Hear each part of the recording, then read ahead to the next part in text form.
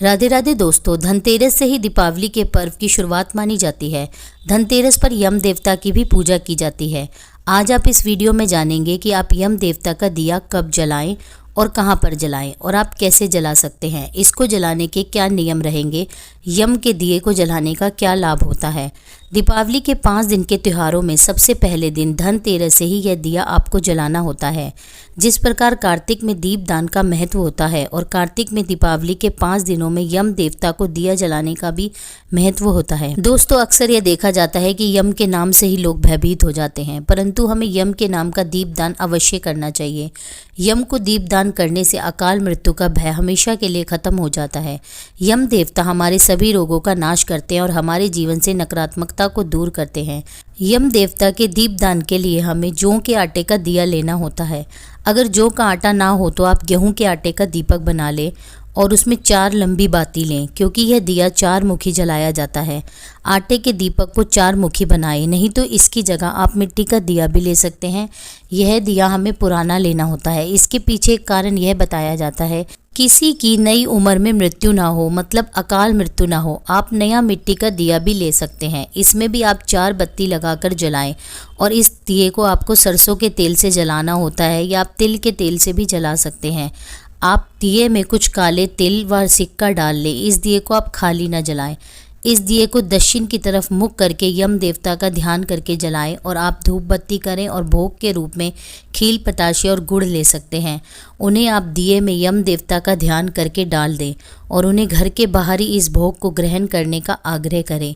इस दिए को घर के बाहर ही जलाया जाता है, घर के बाहर की चौखट पे जलाना होता है। यम देवता से प्रार्थना करें हमारे घर के भय, रोग, दोष सब विनाश हो जाएं और हमें अकाल मृत्यु का भय खत्म हो जाए। यम देवता को भी दीप दान करते समय कुछ जरूरी बातों का ध्यान रखना अवश्य होता है। यम का दिया आपको घर के बाहर यानी अपनी चौखट पर जलाना होता है। इसे घर के अंदर नहीं जलाना होता। यदि आप अपने मकान में रहते हैं तो आपको बिल्कुल बाहर वाले मेन गेट के सीधी तरफ आपको ये दिया रखना होता है। यदि आप किसी फ्लैट में रहते हैं तो आप उस फ्लैट के बाहर की चौखट पर इस दिए को जला सकते हैं। आपको अपनी सीधी तरफ इस दिए को रखना होता है।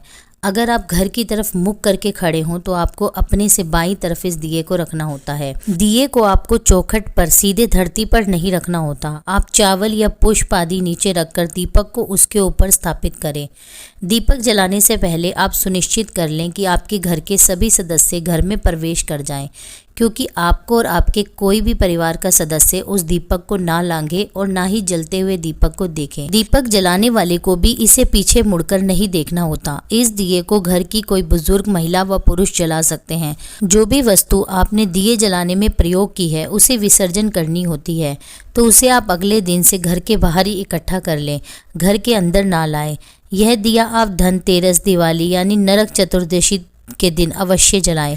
अब आपको यह जानना जरूरी है कि यम देव का दिया क्यों जलाना होता है। दीपावली की रात अमावस्या की रात होती है। यह एक जागृत रात होती है। सभी देव शक्तियाँ इसमें जागृत होती है। वहीं एक और देव शक्तियाँ जागृत होती हैं तो दूसरी और असुरी शक्तियाँ भी जागृत होती हैं। इस रात में लोग तंत्र मंत्र, किया करना, नज़र दोष, बाधाएं, ये सभी क्रियाएं इसी रात में होती हैं। इसी कारण ये दीपक अपने घर वालों की रक्षा के लिए जलाया जाता है, ताकि हमारे परिवारों में कोई तंत्र मंत्र, नज़र दोष न लगे। यह दिया जलाने से हमारे घर में भय, शोक, दोष सभी से हम मुक्त होते हैं।